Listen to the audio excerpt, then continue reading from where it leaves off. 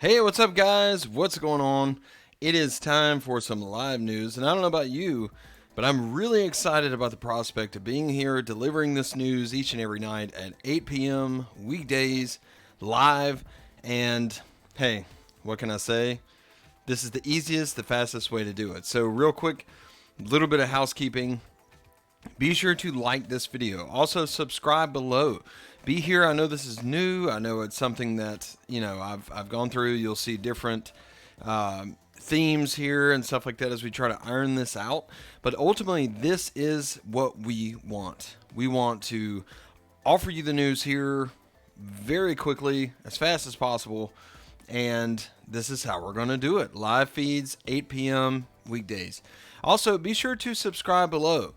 I noticed that a lot of people that watch this channel are not subscribed. I would love to hit that 4,000 mark and beyond, but I need you to help me to do that. So be sure to help me by hitting subscribe. Also hit that bell so that together we can do all things Nintendo Switch, all things PS4, PS5, Xbox, everything awesome. So real easy. This is what we're going to do today. We're going to start by going through these news sites. We're going to look exactly what's posted. There's some really, really good stuff going on today. And this is the place where you can get it. This is your delivery. I'm the Gamestork. Beep, boop, bop. Right? Yes? Okay. It's so much fun. I'm so excited about this and actually pushing into live streaming and stuff like that. It's going to be great. We're going to have gameplay coming up. I'll set times during the week for that and also on the weekends. And this channel is just going to have so much more to offer so very quickly. Why? Because I want to give it to you. I want to deliver this news. I want to deliver the playthroughs and everything else. So without further ado, let's jump right in. We're going to take a look at the news that's trending today. So first and foremost, be sure to look here at my channel, and when you do, I have plenty of news, reviews for you to look at, including Final Fantasy VII Remake. Also, indie games, I love doing that, indie focuses, stuff like that. I really, really enjoy it. So this is something that, let's face it, it's worth your time, okay? It's worth my time, it's worth your time. All right, so without further ado, WWE. According to NintendoEnthusiast.com, it looks like WWE 2K Battlegrounds is listed for Nintendo Switch, Stadia, and more by the ESRB. So this was thought about maybe not coming to the Nintendo Switch but other consoles, and it was kind of quiet about it. Let's look at the official statement they shared. This is an arcade-style fighting game in which players engage in wrestling matches using custom characters and WWE superstars. Characters punch, kick, and throw each other during matches, and players can also attack opponents by using chairs, poles, alligators, exploding barrels, and falling cars. So first of all, a freaking alligator in a WWE wrestling match. So coming from someone who is removed, like very removed from WWE, this is obviously something that's going to pull me back in. The idea that this is so over the top and fun that it doesn't take itself too seriously and it realizes that we want to have fun with this game. Yes, that's all I'm going to say to that. Absolutely. I want in. I know you want in. Hopefully we all want in. Matches are depicted in a somewhat exaggerated cartoon style, highlighted by impact sounds, slow motion effects, and occasional explosions. In one sequence, wrestlers climb and are shocked by electrified cage while grabbing bags of cash.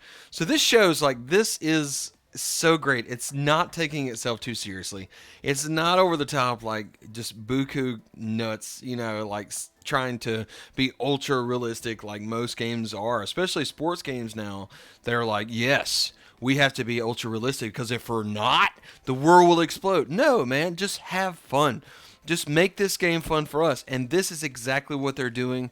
And they're selling a guy like me. A guy who wants to get in, have fun, fight, do ridiculous things, and laugh about it in the process. So, some female wrestlers wear outfits that expose moderate amounts of cleavage and or buttocks. So, boob or butt man, there you go.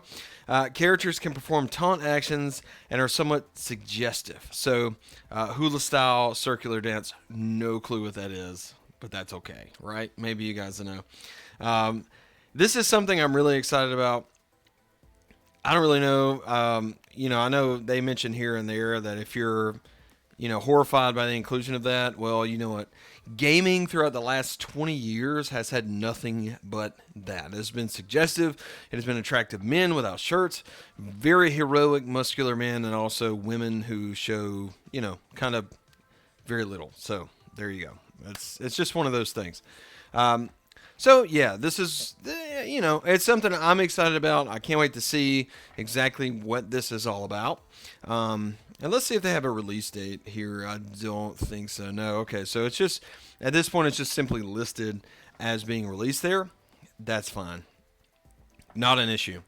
Let's move forward into something I think that you will be so excited about. So for me, I play so much Animal Crossing that it's just not even funny. It's insane how much Animal Crossing that I play, and I'm stoked about honestly any bit of information, any updates, anything like that that I can get in order to play. Okay, and there is some. Now, looking at this, it looks like this was posted on Reddit by Microscopic Molecule 2 days ago, and they're quoting Ninja. So we're going to go ahead and just pull up Ninja's Twitter. Sorry, there we go. And they're saying that the Dream Suite may be available on Animal Crossing New Horizons in the near future. And this is going to allow you to enter a code to visit other people's islands while they're offline. Now, I think this is really cool considering the fact that, it's extremely limited right now as to what you can and can't do. But if you are that close with someone and you want to get on their island and they're not available and blah, blah, blah, yeah, that's great. You'll be able to work together and all that. So let's see what Ninja has to say. This was a couple days ago. Yeah, we'll just do this. That's fine. He says, I'm going to preface this with a caveat. I'm making some assumptions here. Don't assume this is definitely going to happen. And don't report on it as conclusive proof. So, thinking about this, okay, we do not need to report or say that this is something, honestly, that we are sure about. Yeah, there we go. I'm having some issues with my stream, it looks like. So if we're not sure about this and it's something that's, take it with a grain of salt. Don't take it too seriously because here we go, right? All right, so let's look at these images he's got. He says he thinks Nintendo Switch is bringing back the Dream Suite from New Leaf. And here's why. This is according to data mining. It says, here's why I think Nintendo is bringing the Dream Suite to Animal Crossing New Horizons. From version 1.0.0, the game's save file has had a save net land profile structure with a single field Dream ID. Land is what islands are called internally. Yes, okay. This doesn't seem to be used at all, and in my save file, it's all zeros. Originally, I didn't pay much attention to this at all. And to be honest, I didn't either. Like, I read a lot of information on this and just didn't even look at any of that or process that this could be what this is. So in 1.2.0, they added an ActorNet Dreamland, right? Almost all the code is stubbed out, and it talks to a manager object that claims it can be in one of the following states. So one of those states. But the code for those states is also all empty, so we can't really see what they're supposed to do, what they're supposed to be, or any of that. So this could, at this point, be anything, although it does look like it's going to be exactly what we were expecting. 1.2.0 also added a new block of code for packing data to send to the server, and I'm pretty sure it's related. So we see the timestamps, the number, hemisphere, all this stuff, Nintendo account ID. This all looks like it is put together in such a way as to offer this service to someone right here. Bada boom. So here we go. We're all over again. We're seeing that this is just one of those things. Like, yes. Okay, I'm hoping you guys can see this. I'm looking right now at some drop frames. That's fine. And I'm having some issues. Believe it or not, first stream ever having issues? Yes, right? So not only the first one, but we're having issues. And that's okay. That's to be expected. I'm recording somewhat of a backup, so in case this is, I'll just upload that and we'll go from there. That's no big deal. So anyway, I think that the Dream Suite is also coming back. They're going to include all this stuff in the new Animal Crossing, and they're going to push this out in such a way to where we can't necessarily guess exactly everything that's going to happen, and that's exciting to me. I'm so excited about what this could mean and what this could be. Man, I just honestly, I just can't even fathom where this game is going to go in the future, especially considering the fact that it's such a big hit. This is such a big hit. It is so much, just so cool and so awesome. Yeah, so yeah, I cannot wait. Honestly, I know this is like starting out, but I can't wait until right over there in the chat we're chatting this up and I can respond to you guys. And we'll build to that. We got it. No problem. So moving on, if you're curious about the size of Xenoblade Chronicles Definitive Edition, which is coming to the Nintendo Switch this next month on May the 29th, man, first of all, this game is amazing. And the images here, let's just take a look at a couple of these. These bad boys look legit. Like, they look good. The environments in this game look amazing. The character models look great. Everything looks awesome. Okay? So, knowing this and seeing this and thinking about this, you're like, wait, how big, how large is this going to be? I can't wait. Just looking at this, I can't wait to play. Man, I cannot wait. Yes, I can't wait. The Monado. Yes, Shulk. But yeah, like this is a game that legitimately is going to be fantastic. And its game file size is 13.7 gigs. Not too bad.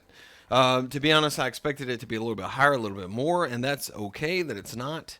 But, we'll see exactly where that goes. And, yeah, there you go. Just to put this in perspective for you, the last game's size file was about 6 to 7 gigs. So it's about half of that, so we can see that the up-res has taken a lot of space. I don't know what all they've added into this, especially considering the new stuff, but it's cool if you see that all these languages are immediately available. And, this is right around the corner, guys. Like, come on. This is right around the corner. It's going to be super cool. Can't wait. Man, I can't wait. Moving on. Streets of Rage 4 has released, and surprisingly, it's doing very well. Considering, I mean, this is a genre of game that's really hard to master. Like, it's really hard to nail what you're going for here. So, when you create this old school beat 'em up game, here we go. It's tough. You either make it too ridiculous and too simple and too like ground level, just press one button, or you make a game that is, too hard to pick up on and not worth the time. So it's one of those where it's almost like a lose-lose to make this game. And that's just what it is at this point. But let's look at some of these reviews, and I'm really excited to see. I have not played this game yet, and I'm stoked about playing it, to be honest. Nintendo World reports that I feel that Streets of Rage 4 shares a lot in common with Sonic Mania. Both games were led by development teams who had the challenge of continuing classic and beloved series, and I'm happy to say that the dev teams creating Streets of Rage 4 have completely succeeded and making a new 2D entry into the series, much like Sonic Mania dev teams did. The utmost respect for the source material is clear throughout Streets of Rage 4, and I'm thrilled that we have this new great brawler in 2020. Me too. Dude. Let's see what Nintendo Life has to say. Streets of Rage 4 is the very best the series has ever been. Its hand-drawn graphics breathed new life, into Wood Oak City and its inhabitants. The soundtrack is outstanding and the combat feels better than ever. Lizard Cube, Guard, Crush Games, and Dotemu, if I said that right, has managed to completely modernize the look and feel of Streets of Rage, expanding on the experience without losing sight of what made the original so popular to begin with. And the handful of additions made to the action here serve only to enhance the classic core gameplay, resulting in one of the best side-scrolling beat-em-ups we've played in a long time. So, thinking about that, yes, this looks great. But let's look at one. That's a 70. IGN gave it a 70. Okay. Let's see what they have to say. Streets of Rage 4 delivers the greatest hits of the classic series, and at its best when played with at least one friend. If the primary focus was delivering a traditional Streets of Rage experience with a modern coat of paint, it absolutely succeeds. But while it layers on a few new interesting mechanics, it's still a very conservative update to the quarter-century old format that feels like a slave to the past. So, I'm interested, honestly, about that, because what do you expect? I hate to seem like butthurt about this, okay? But what do you expect coming into this game? Everyone wants the same stuff. You want similar mechanics. You want it to honor the old school feel. You want all those things to stay intact while also offering you a new experience. So I kind of feel like that's undercutting this a little bit, but to each his own. But overall, it looks like Streets of Rage 4 is doing fantastic. Having an 80 Metacritic score at this time is very impressive, and I can't wait to play. I'm sold on it, and I know that this old-fashioned, old-school beat-em-up is going to be absolutely great. On to something better. Speaking of IGN, we're going to be looking at their site right here for the new Assassin's Creed game setting being revealed on Twitch, which was today, and this was the beginning of a Viking invasion.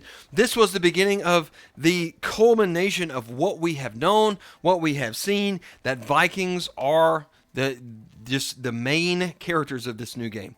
They're the stars of this new game. As a matter of fact, the new game is titled Assassin's Creed Valhalla, and it's going to premiere tomorrow, April 30th at 8 a.m., 11 a.m. Eastern Time. So that's going to be 10 my time, okay? Yes, whatever.